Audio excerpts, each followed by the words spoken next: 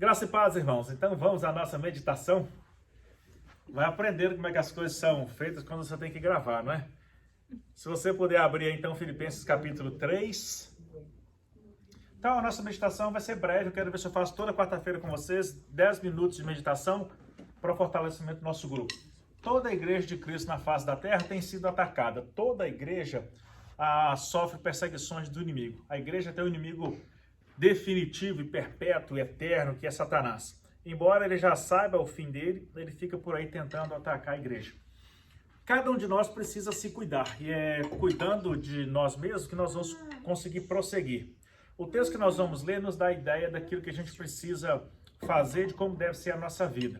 A gente precisa amadurecer. Há pessoas que nunca amadurecem, há pessoas que nunca crescem, há pessoas que ficam sempre estagnadas. E pessoas estagnadas atrapalham o crescimento do reino de Deus. Deus não chamou ninguém para estar estagnado e nem preso. O texto de Filipenses 3, a partir do versículo 12, vai dizer assim: não estou dizendo que já obtive tudo isso, que já alcancei a perfeição, mas prossigo a fim de conquistar essa perfeição para a qual Cristo Jesus me conquistou. Não, irmãos, não alcancei, mas concentro todos os meus esforços nisto, esquecendo-me do passado e olhando para o que está adiante, prossigo para o final da corrida, a fim de receber o prêmio celestial para o qual Deus nos chama em Cristo Jesus. Todos nós que alcançamos a maturidade devemos concordar quanto a essas coisas. Se discorda em algum ponto, confio que Deus o esclarecerá para vocês.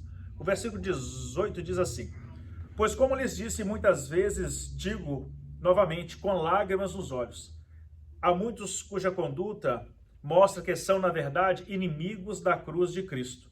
Estão rumando para a destruição. O Deus deles é o seu próprio apetite. Vangloriam-se de coisas vergonhosas e pensam apenas na vida terrena. Nossa cidadania, no entanto, vem do céu, e de lá aguardamos ansiosamente a volta do Salvador, o Senhor Jesus Cristo. Ele tornará o nosso frágil corpo mortal e o transformará num corpo glorioso como o dele, usando o mesmo poder com o qual submeterá todas as coisas ao seu domínio. Cristo tem um plano para nós, um projeto para nós. Deus tem uma estrada para ser percorrida. Há muita coisa que acontece à nossa volta que vai tirando o nosso foco. E se a gente não tiver o foco em Cristo, nós vamos nos desviar. E esses desvios nos levam para longe dele. Esses desvios nos afastam dele. Esses desvios criam em nós uma separação dele. Há pessoas que se decepcionam com a igreja. Por quê? Porque têm expectativas erradas. Há pessoas que se decepcionam com Deus. Há pessoas que se decepcionam com Cristo. Porque elas criam expectativas erradas de coisas que Deus não prometeu. A ignorância ou desconhecimento da palavra de Deus confunde muita gente. E o não conhecer a palavra de Deus leva muita gente por caminhos errados. Esse ano nós optamos para ter como tema da igreja intimidade com Deus.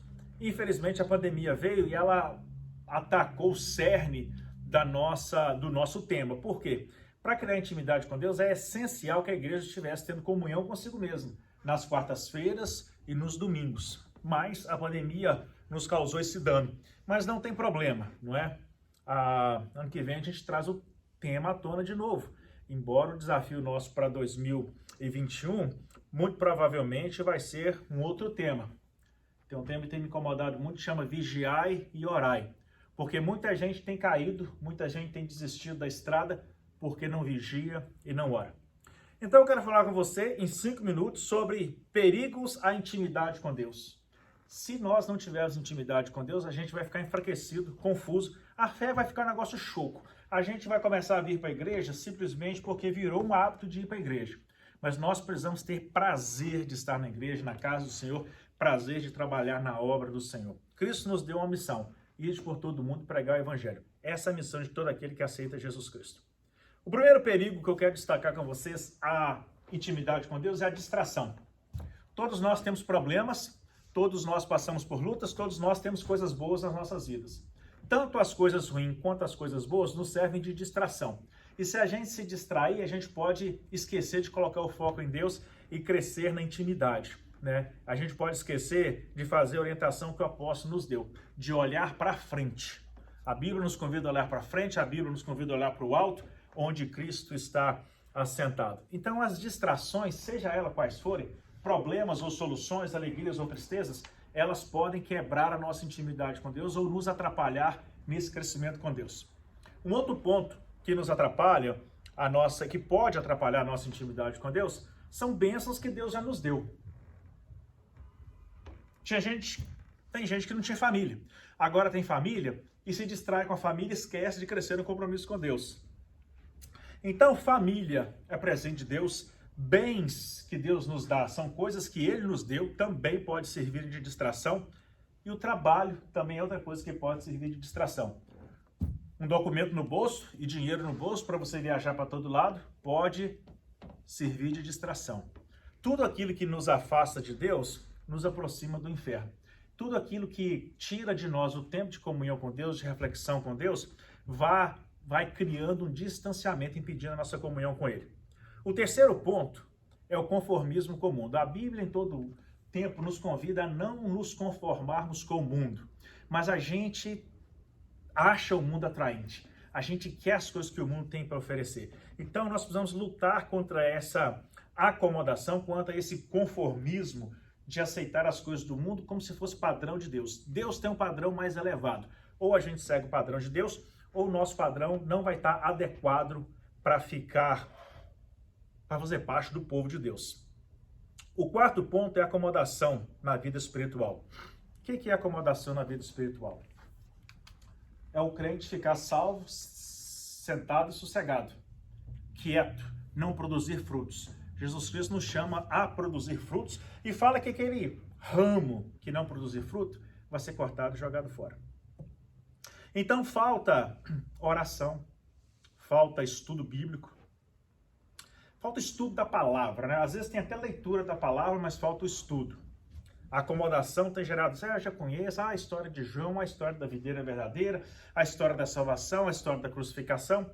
Por já conhecer essas histórias, eu vou me acomodando e não busco mais o crescimento. Eu tanto não estudo a palavra de Deus, quanto eu não leio livros e nem participo de atividades que realmente vão trazer até mim o crescimento que eu preciso. O último ponto, quinto ponto, é o mais sério deles, se é que algum deles pode ser mais sério que os outros. É o esvaziamento de Deus. Deus vai ficando como um móvel velho. A gente não joga fora porque ele tem algum significado na nossa vida. Mas ele está lá naquele cômodo da casa, a gente não usa mais, não mexe nele, não abre, nem limpa. Às vezes nós vamos colocando Deus da mesma maneira. Tem crente que parece que a vida está cheia de coisas e vazia de Deus. Deus, ele precisa estar presente na nossa vida. Deus, ele precisa estar no centro da nossa vida. Deus, ele precisa ser a coisa que tem mais destaque na nossa casa e na nossa vida. O que tem mais destaque na sua vida? Onde está o destaque da sua vida? Deus precisa ser esse centro. Não tem móveis de centro? Não tem um móvel em determinado cômodo que vai chamar mais atenção? Deus precisa ser o ser que chama mais atenção na nossa vida. E mais, todo mundo que olhar para nós, de dentro ou de fora da igreja, precisa ver Cristo em nós. Nas coisas que eu faço, nas coisas que eu falo, no meu estilo de viver. Seja no trabalho, seja no supermercado, ou seja na minha própria casa. E principalmente na igreja. Um outro mal que tem destruído muita gente é a vaidade. Hoje a gente vive no mundo de ter seguidores. A gente vive no mundo de ser famoso. Há pessoas que querem ser famosos no grande scoop, né? No grande mundo virtual. E há pessoas que querem ser famosos no seu pequeno grupo. A vaidade tem destruído o nosso coração porque ela tem deturpado o nosso sentimento, que devia ser um sentimento de pureza e de simplicidade, né? Que ele cresça e que eu diminua. Cristo nos convida a aniquilarmos a nós mesmos, né? A esquecer quem nós somos, a negar a nós mesmos. Então a vaidade não tem espaço. Se eu quero ter intimidade com Cristo, ter um bom relacionamento com Ele, eu preciso me desapegar das coisas que já passaram, olhar para as coisas que estão vindo diante de mim e, sobretudo, olhar para Cristo e trazer essa presença dEle e manter essa presença dEle viva. não como algo que eu me lembre, mas como um ser vivo que está sempre presente. Amém? Pode pagar. Então a meditação de hoje é essa, que Deus possa te abençoar e que você cresça. Leia mais esse texto em casa. Deus te abençoe.